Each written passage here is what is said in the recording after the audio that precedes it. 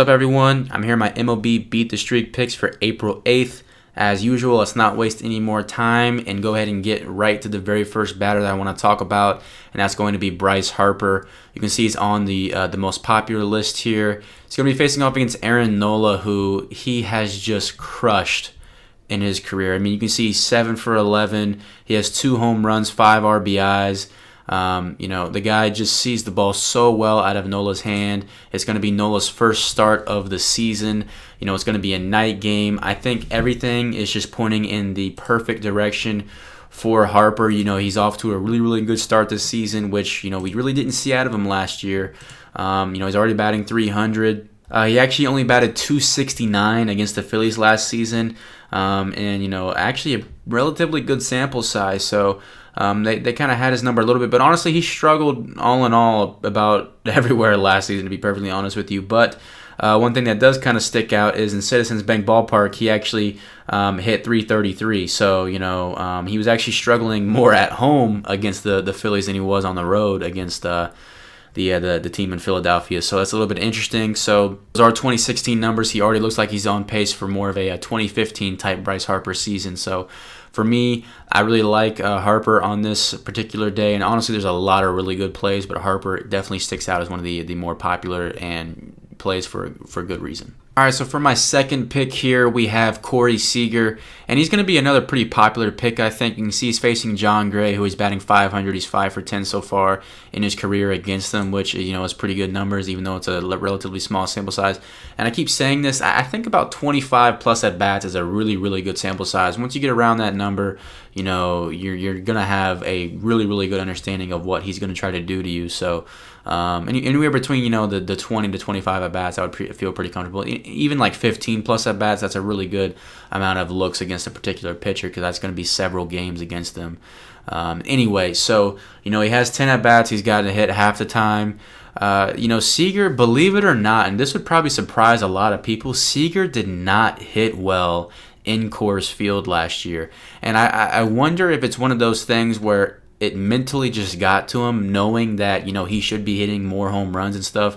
He thrived everywhere else, just about. So you would figure in Coors Field he would actually, continue to thrive and have even more monster numbers.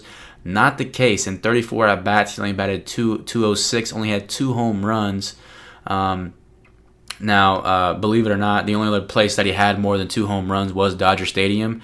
Every other stadium aside from Coors Field, he had 0 home runs or just 1. So, he had obviously he snuck a couple over the wall, but as far as average-wise, which is really, really crucial here in Beat the Streak, he wasn't doing so well. So, that said, I think Seager is going to be just fine. He's going to be a pretty popular pick, I think. I think last season what he was doing in Coors Field, I think that was a fluke. We're going to see him do much better this season there. And, as a whole, he definitely prefers to face right-handed pitching. He batted .334 against righties compared to only .250 against left-handed pitching last season. He actually bats a little bit better during night games as well, which I believe this is. So that's also going to bode well for him. A not significant difference between his home and road splits either, so that's good to know. So, remember, this is all just 2016 numbers. I think Corey Seager and Bryce Harper are going to be very, very mainstream popular picks, but I'm trying to get my streak back going here again, and, can't really go wrong with a couple of, household names like these two guys. So as my sleeper pick, I'm going with Joey Votto, and I know it's not your prototypical sleeper because Votto is, a great hitter at the plate. He's great in the field. He's just an all-around all-star of a player, but historically, Joey Votto has struggled immensely in the first few months of the season. He batted .229 in April last season. He also batted .200 on the nose in May. And then every single month after that, he actually batted over .300. In a couple months, he actually batted well over .400. So it takes him a little while to get going. So that's kind of why I'm putting him in the sleeper category here. You can see he's actually 11 for 29 against Michael Wacha. Like I mentioned earlier, that's a pretty good sample size here. Even though he struggled, a lot at the beginning of the season, he still hit very well in Busch Stadium. He actually batted .357 in Busch Stadium with an over 700 slugging and an over 1,000 OPS. So, he gets a job done. I think Votto is definitely going to be a viable option. Personally, I think there's some other guys that I would maybe consider over Votto, like Seager and Harper, just because of the slow starts Votto does get off to. But, like I said, if you want to be a little bit different and you still don't, you want to, you minimalize your risk here, I think Votto is definitely a pretty good option as well. So as far as a quick recap here, Ryan Braun, it took him 11 innings, but he finally did get a hit against a Chicago Cub on the mound, so that was good. But unfortunately, Charlie Blackmon did not come through. I should have went Yoenis Cespedes. I had him in there. I decided to switch him literally about 5 minutes before these players locked in. Cespedes actually had a home run in tonight's game. I had him quite a bit in daily fantasy, and that definitely helped me out there. But and beat the streak here. Went Blackmon instead.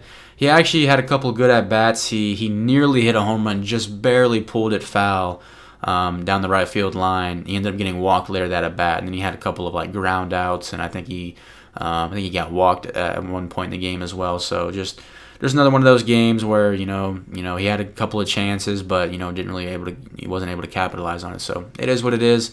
But we're trying to get a new streak started here. Hopefully you guys are still on your streak. Let me know what your streak is right now, and also let me know who are some of the guys you are considering this particular Saturday on April the 8th.